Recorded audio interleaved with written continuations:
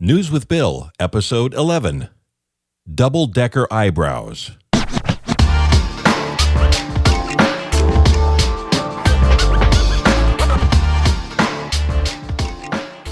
Hi, and welcome back to News with Bill, where I tell you all about the weird, odd, and bizarre news stories that you won't believe are true, and in a lot of cases, you'll wish they weren't.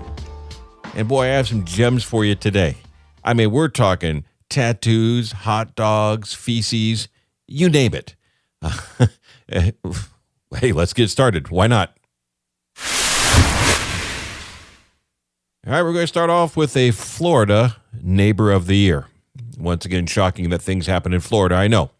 Police reported that 64-year-old Florida man, Kenneth Clark Carlisle, walked fully naked up the driveway of his next-door neighbor and proceeded to defecate atop a glass table on the victim's porch. Carlisle was arrested the next afternoon for criminal mischief and booked into the county jail on the misdemeanor charge. According to police, Carlisle was captured relieving himself in broad daylight on two separate angles of the victim's home security video footage. When officers arrived on scene, they spoke to him through the door of his RV camper, where he was still visibly naked and highly uncooperative. Bond on this charge is $250, but Carlisle remains behind bars since he is already facing several other criminal charges from a December arrest. In that case, he was busted for drunk driving and discharging multiple firearms into a lake near his residence. Florida, the land of great decisions.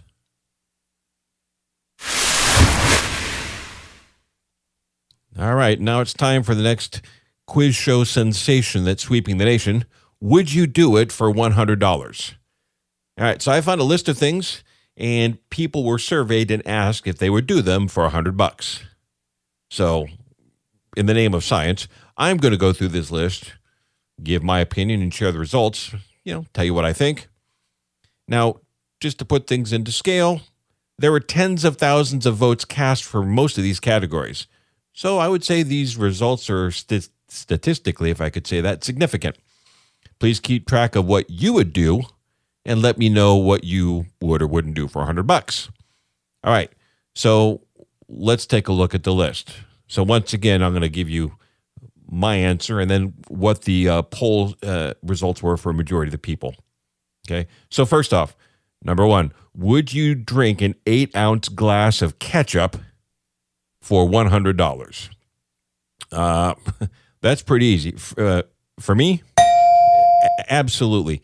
I mean, ketchup's not the best thing in the world, I guess, but 8 ounces, And if you think about it, since tomato's a fruit, isn't ketchup just kind of like a smoothie? In any case, the results of all the respondents, 45% of the people said yes, they would drink 8 ounces of ketchup. 55% no.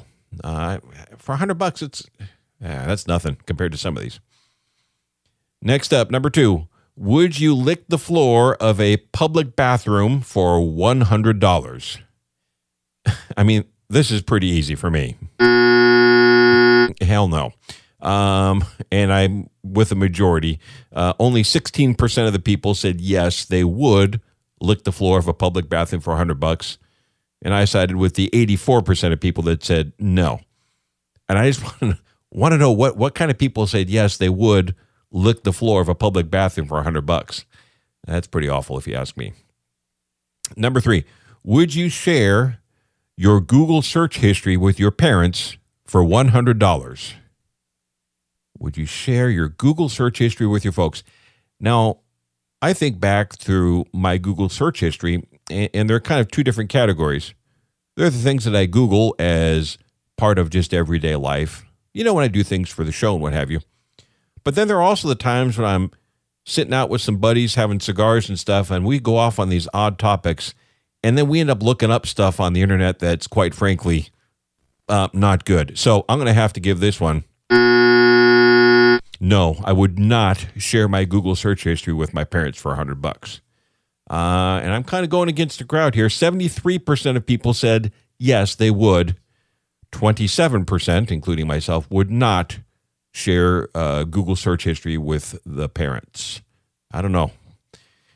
Number 4, would you count to 1,000,000 out loud for $100? Now, in this case, it's something that, well, I would hope most people should be able to do, but for me, it's a case of it's not worth the time and money when you consider things. It would take you so long to count to 1,000,000 out loud that it's worth more than $100 worth of time. So that's my perspective. I mean, I can certainly do it, but it's worth a lot more than $100. And I'm kind of with the majority here. 33% of the people said yes, they would count to 1,000,000 out loud for $100. 67% said no. I have to wonder how many of those 33% actually know what is involved in counting to 1,000,000 out loud. Number 5, would you wear the same pair of underwear for a week for $100? Now, this is kind of a tricky question. First off, I'm a dude, so most of us don't care. But, depending on your level of activity, if you're not out at the gym or doing things like that, and if you shower every day, you know what? I'm going to give it a yes with those kind of contributing factors. Ordinarily, no, that would kind of freak me out a little bit because that's just gross. But, I mean, we're talking $100. I mean, that's beer money, right? Or cigar money. So, as far as the results of the survey, 48% of the people said yes, they would wear the same pair of underwear for a week. And 52% of the people said no, $100 not worth it to wear the same pair of underwear for a week.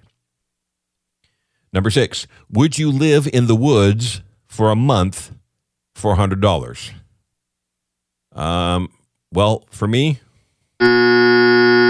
no, I would not. I'm just kind of predicting that it would lack the creature comforts. I wouldn't have my bidet. I wouldn't have my satellite TV. So, no. And, refrigerator, things like that. So, as you can tell by my answer, nor would I survive on that show alone where people are dropped off in the wilderness and have to fend for themselves.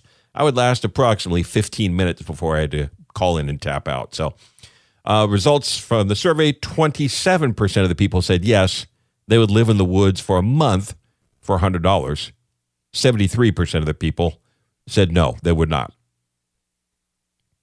Number 7, would you stop listening to music for a month for $100?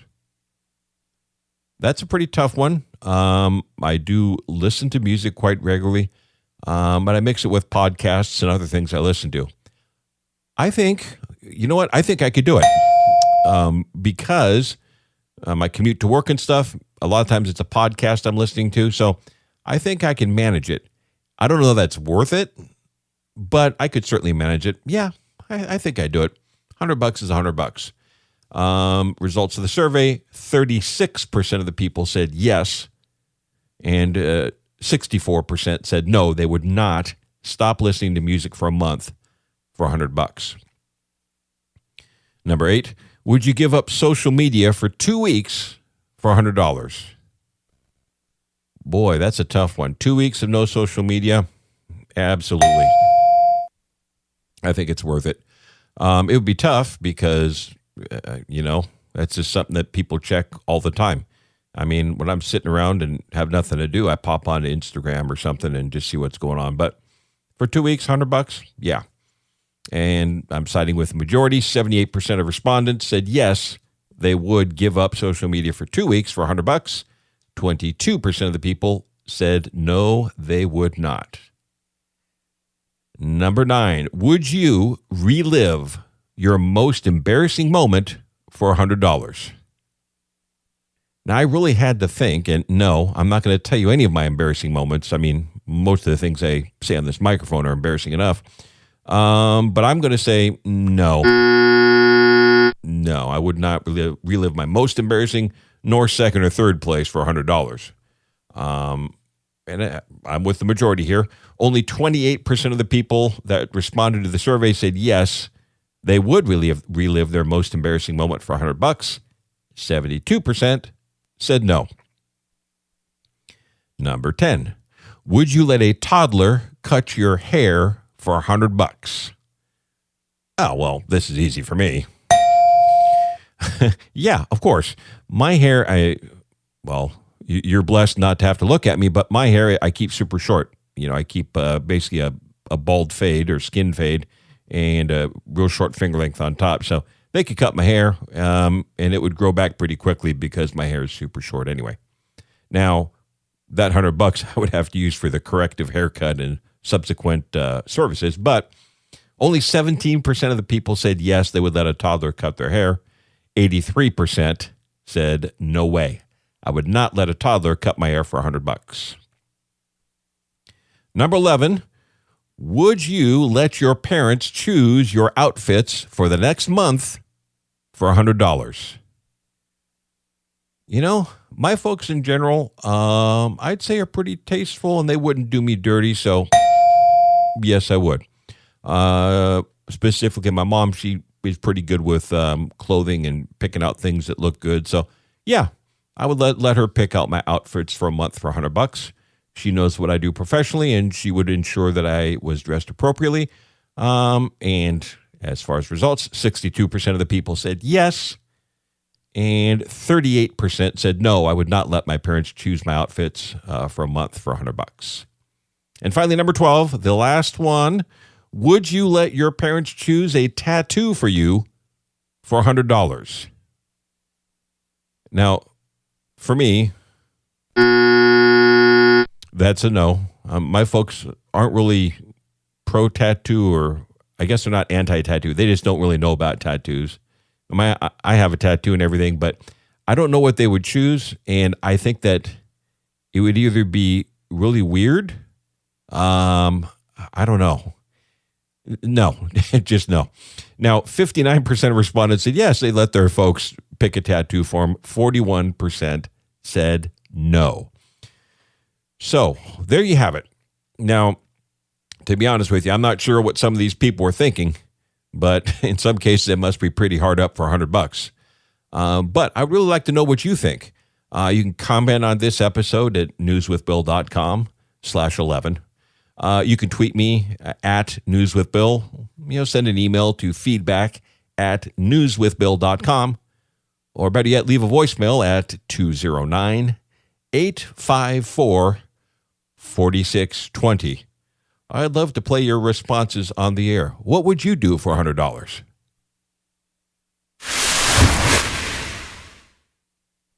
All right, next up, man busted for hot dog battery. Yet another entry from the Florida files. Court records reveal that a man is facing a felony battery charge for allegedly striking a cop with a thrown hot dog. Investigators say that 47-year-old Jason Stoll was selling hot dogs on a downtown St. Petersburg street on Saturday when police gave him numerous warnings that he was in violation of a city ordinance. Stoll ignored the warnings and continued to sell hot dogs in the roadway. The defendant was asked to put the hot dog down as he continued his attempt to sell it, reported Officer Anthony Bragano. When directed to drop the hot dog, Stoll reportedly became extremely upset and threw it at the sergeant who was on the scene. The hot dog hit the cop, who was not injured, and thank God for that. Can you imagine, as an aside, the grief that he would have taken from his fellow officers if he was injured by a thrown hot dog? Anyway, Stoll was arrested for felony battery on a law enforcement officer. He was also charged with resisting for struggling with cops as they placed him under arrest. Stoll was released from the county jail the next morning after posting a $2,650 bond. I guess it's good that he's out now, though. It would be really hard for him to explain himself to other inmates when he told them he was in for hitting somebody with my hot dog.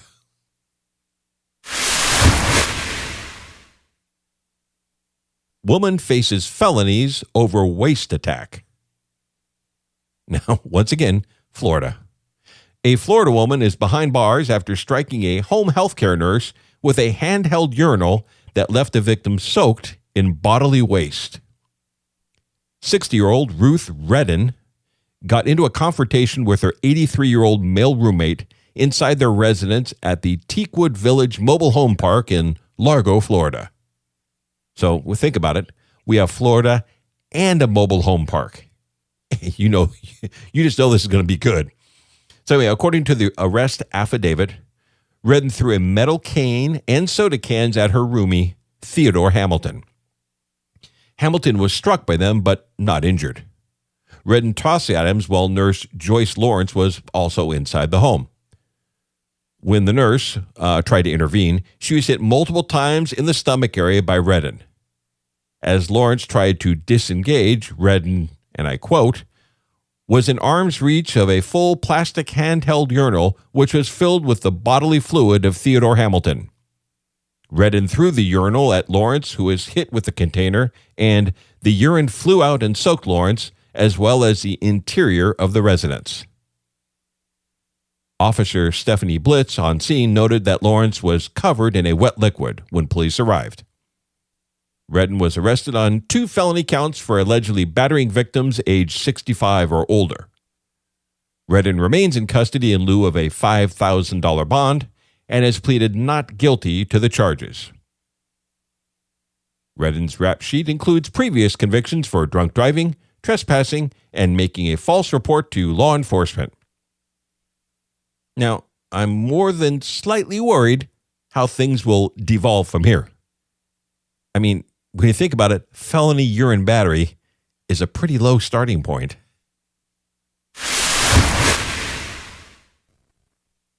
All right, this doesn't get any better than this. A man named LaGenius was arrested. Again. 22-year-old Floridian, of course, LaGenius Williams, who has already served prison time for attempted murder and robbery, is back behind bars on an assortment of felony gun and drug charges following his recent arrest. Police allege that Williams struck his girlfriend in the face with a handgun and then fled the St. Petersburg crime scene in a Chevy driven by another man. Cops performed a pit maneuver to stop the vehicle and then arrested Williams and the driver. A search of the car uncovered a pair of loaded firearms as well as cocaine and fentanyl. Williams was booked into the county jail for aggravated domestic battery, drug trafficking, narcotics possession, and weapons offenses. He is being held in lieu of a $77,000 bond. In 2013, when Williams was 13, he was arrested for shooting a 15-year-old boy, for which he was sentenced to 8 years in prison for attempted murder. 5 months after his release from state prison in late 2020, Williams was arrested for cocaine possession, driving without a license, and illegally possessing a handgun. For that case, he was freed last February on a $12,000 bond. That case is still pending, and the judge in that case revoked his bond because of these new charges. I'm thinking that while he's in court, he should probably ask for an official name change as well, because LaGenius, he's not.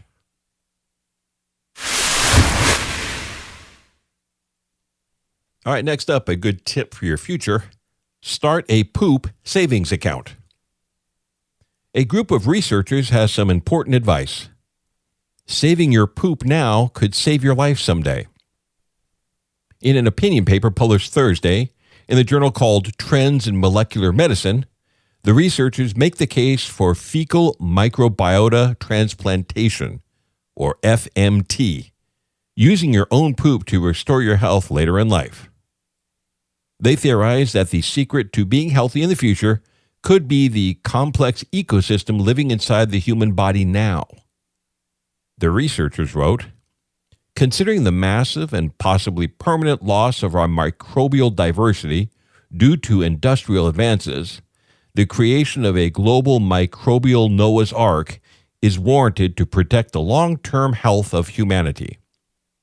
However, considering the highly personalized gut microbial compositions and the donor-recipient compatibility issue, creating a personal microbial Noah's Ark using stool banks for future personal use might also be a worthwhile option.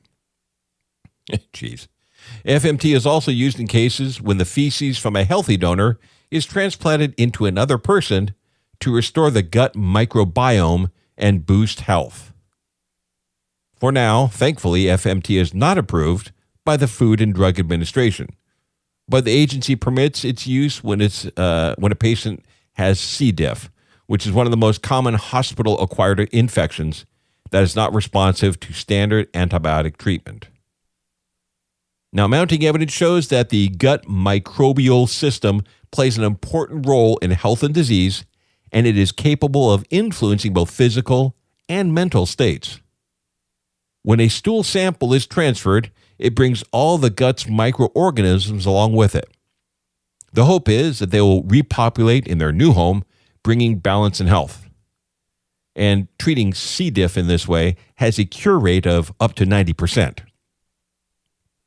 While a considerable amount of research is still needed to determine exactly how FMT could help people, the paper's authors say it could potentially be useful in combating inflammatory bowel disease, obesity, unhealthy aging, and in rebuilding a patient's gut microbiome after chemotherapy and or heavy use of antibiotics.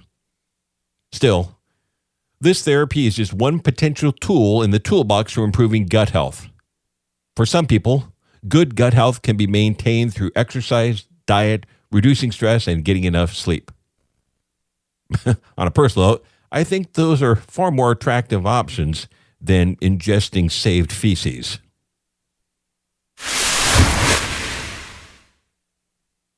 Now, in a move to prove to you, my audience, that this show is in some ways thematic, the next story is Feces in the Ceiling. A resident of a newly built apartment building in South Korea began noticing an odor coming from their master bedroom closet that became increasingly worse. They later discovered the source of the odor: 3 bags of human feces hidden inside a space in the ceiling. The apartment building, located in Hwasong in Gyeonggi Province, which I'm sure I pronounced those absolutely correctly, had only recently been built. As new residents began to move in, one noticed a strong stench coming from the walls of the master bedroom closet. The resident, who moved into the apartment in May, stated as the weather got hotter, the odor became stronger.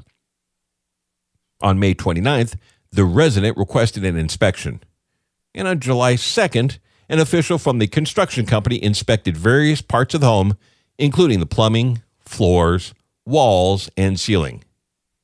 The official found 3 plastic bags filled with human feces hidden inside a space in the ceiling of the master bedroom closet. The resident told Yonhap News, "As soon as the construction company employees removed the ceiling light, a strong odor began filling the room from that hole.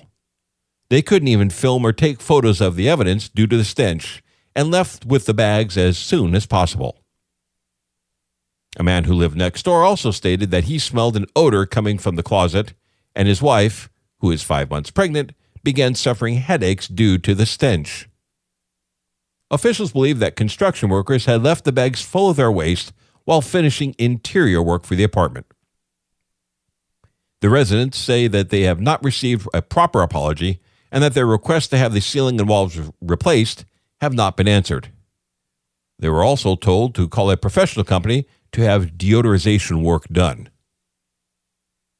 The resident said, "It's already been 17 days since the bag was discovered, but the construction company is saying that removing the wallpaper and ceiling, sterilizing it, and spraying liquid detergent is a deodorizing operation. It's been done, but I'm not sure how the construction company did it because the smell is still so strong that it gives me a headache." An official from the construction company stated that they plan to compensate the victims for damages as soon as possible. And rightfully so, because I think that crap was pretty far from okay.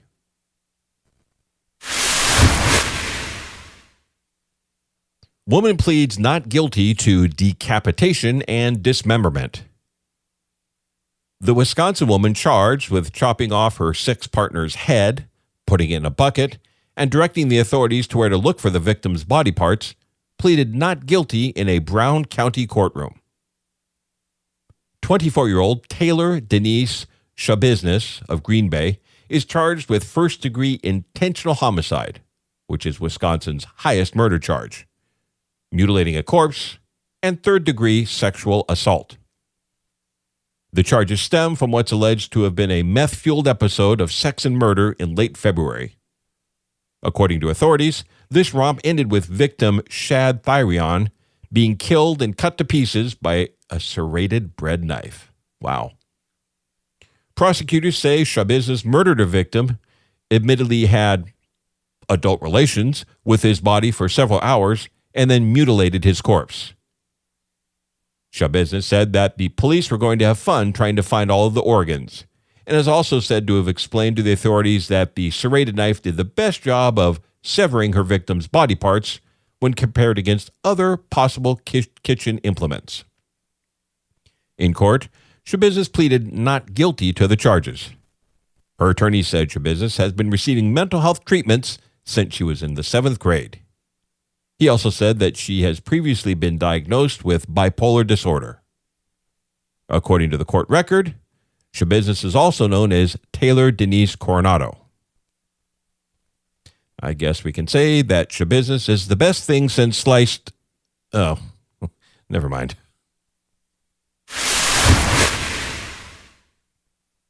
All right, something from home here, somewhat near me in California. Bats postpone homecoming dance. Now that the pandemic has subsided and things are returning to normal, students at California's Davis Senior High School were hoping that this would mean their homecoming dance would be back to normal again as well. Well, this was not the case after the dance had to be postponed because of bats in the campus's north gym. In a quote that pretty much embodies what I see as the typical high school student, senior Gavin Mark said, "I was just kind of like, bats? That's kind of crazy." The district announced it learned about the furry creatures on Friday.